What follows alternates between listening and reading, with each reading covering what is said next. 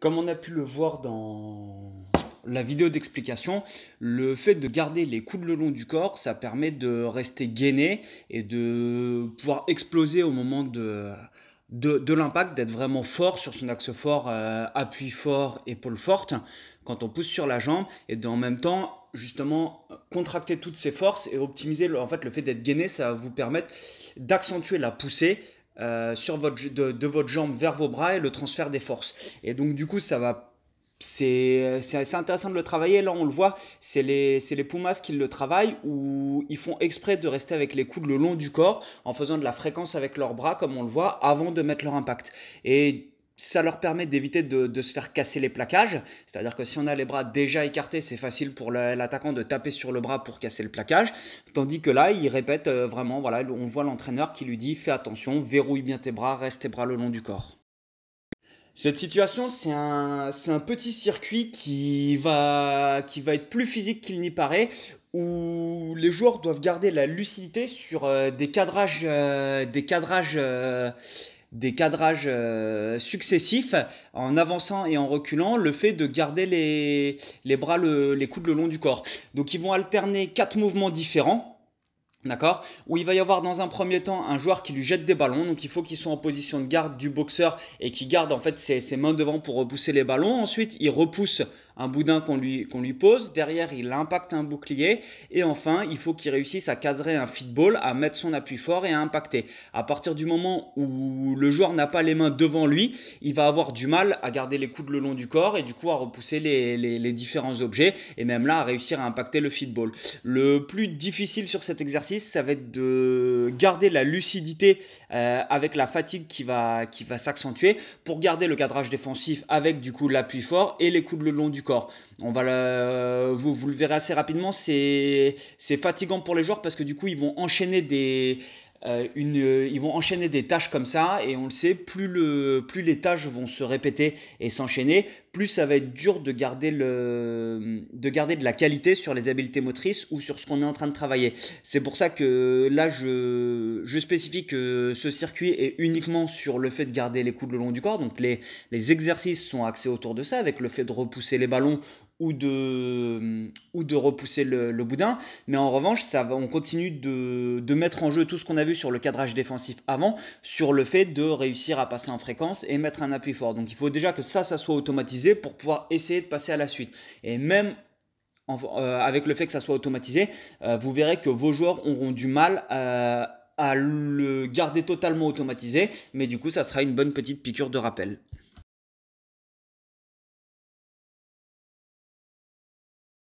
Pour garder les coudes le long du corps, j'ai réfléchi à différents petits exercices. Et donc là, c'était exercice très simple où ils sont en position de garde. Il y en a un qui essaye de faire baisser la garde de l'autre, qui essaye de le pousser. Et au bout d'un moment, celui qui est en garde et qui doit tenir vient essayer d'impacter celui qui l'embête depuis le début en passant sous lui. D'accord. On est vraiment toujours sur le fait d'être dans cette position de garde du boxeur avec ses mains devant, en fait, prêt à réagir, que ça soit pour casser un raffut ou que ça soit pour rester gainé.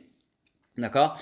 L'exercice suivant, pour vraiment les forcer à avoir les coudes le long du corps, je leur ai mis 2 balles de tennis sous les coudes. Le fait d'avoir 2 balles de tennis sous les coudes, sous les aisselles, plutôt pas sous les coudes, ça a un impact direct, c'est-à-dire que s'ils écartent les coudes, c'est fini, en fait les balles tombent. Et donc du coup, le seul moment où les balles ont le droit de tomber, c'est le moment où il va venir impacter. D'accord. Et c'est au signal de jeu. Tant que c'est pas le cas, il doit rester du coup à distance d'impact, du coup juste pour pouvoir mettre un appui fort avec les coudes serrés, de manière à ce que les balles ne tombent pas. On le voit, c'est des petits exercices qui changent des entraînements habituels, qui font rire les joueurs, sur lesquels ils vont développer du coup des habiletés motrices. Là, on a la même chose, donc on repasse sur un contexte un petit peu plus rugby, où il commence très proche avec un attaquant qui a un ballon et l'autre qui a deux balles de tennis sous les coudes, et donc il doit se décaler en restant avec le bassin de face. Comme on le voit là, il se décale en restant avec le bassin de face, et il doit venir impacter au dernier moment en mettant son appui fort. sur l'évolution de ce qu'on voit depuis le début, on retrouve évidemment l'appui fort qu'on voit dans le cadrage défensif. On ne retrouve pas la fréquence parce qu'on ne peut pas sur tous les exercices mettre toutes les composantes du plaquage. Si on essaye de segmenter en tant qu'habilité motrice, il y en aura une ou deux qui sont travaillées max. Mais du coup, c'est intéressant parce que là, on voit que les joueurs, une fois qu'ils maîtrisent cet appui fort et ce fait de garder les coudes le long du corps, ils vont être d'autant plus forts sur leur capacité à impacter et à imposer le défi physique au porteur de balle pour pouvoir le faire reculer. On n'oublie pas que le but d'un plaquage, ça va être de faire reculer l'adversaire. Et donc c'est intéressant parce que on éveille la curiosité des joueurs et on maintient cet état d'esprit de jeu à travers l'entraînement où les joueurs, en même temps qu'ils sont en train de jouer, en même temps qu'on est en train de leur poser une problématique motrice, puisque c'est une problématique motrice d'avoir des balles de tennis sous son aisselle, c'est pas naturel, mais ça leur fait comprendre qu'il faut garder les bras serrés. Et donc du coup, en gardant les bras serrés, ils vont apprendre et ils vont comprendre qu'on est plus efficace pour pouvoir plaquer. D'où l'intérêt d'essayer de varier un maximum vos exercices en rajoutant des objets pour complexifier cette acquisition et cette automatisation d'habileté motrice.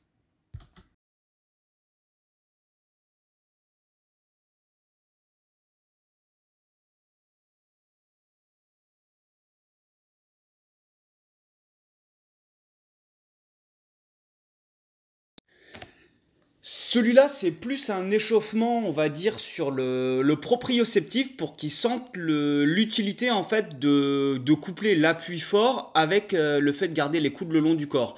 Donc ça va commencer vraiment très simplement où les deux joueurs commencent face à face et au moment où il y en a un qui avance, l'autre met son appui fort et avec les bras le long du corps en fait va réussir à le pousser en même temps avec sa jambe et son bras. Donc il faut jamais que les bras soient écartés ou que ça soit un raffut, les bras restent le long du corps et c'est quand l'attaquant vient se poser sur l'épaule et le bras en même temps qu'il va falloir réussir à le repousser. On va faire la même chose ensuite avec de l'incertitude où une fois qu'on a travaillé soit l'épaule gauche ou soit l'épaule droite, on a le joueur qui s'avance, qui décide de partir à gauche ou à droite et l'autre doit réagir. Donc on complexifie sur quelque chose qui est quand même vraiment très fermé pour le moment, où ça va doucement, mais on est sur l'aspect proprioceptif où du coup le but c'est que le défenseur sente cette force qu'il va pouvoir générer. On passe sur la même chose en fait ensuite avec ballon, donc on se recontextualise un peu dans le jeu et en footing. Ou même chose, on a le défenseur du coup qui monte et qui vient mettre qui essaye plutôt là on voit il a raté, qui essaye de mettre son appui fort et de repousser avec son bras en même temps. C'est pas évident, mais du coup ça les force à garder les coudes le long du corps pour pouvoir réussir à sentir et réagir au dernier moment. Donc même chose, on est sur de l'intensité très réduite. Là on voit ce joueur il a pas vraiment de souci avec l'appui gauche, mais plus avec l'appui droit. Ensuite, pour les forcer à garder les coudes serrés, je m'étais amusé à leur mettre un ballon entre les deux coudes. Donc un ballon entre les deux coudes, en fait, ça va les forcer à vraiment à exagérer la position du boxeur. Mais du coup, ils sont obligés d'engager leur épaule et d'avoir les coudes serrés et d'être gainés au moment de l'appui fort et de l'impact. D'accord? Ça les force à coller la tête contre le bassin et à engager l'épaule. Voilà. Et on le voit là, plus le temps passe et plus les joueurs progressent en fait sur cette capacité. C'est-à-dire que là, pour la plupart d'entre eux, l'appui fort n'est plus un problème. Ils vont se concentrer sur l'étape d'après. Et l'étape d'après, après l'appui fort, ça va être justement cet impact où il faut être gainé au moment de l'impact et garder les coudes le long du corps. Et donc, c'est sur l'apprentissage progressif, sur la progression des joueurs et l'acquisition et l'automatisation d'habiletés motrices, c'est intéressant de travailler de cette manière-là, où on va forcer en fait les joueurs à chaque fois à s'adapter à de nouvelles contraintes pour automatiser les anciennes.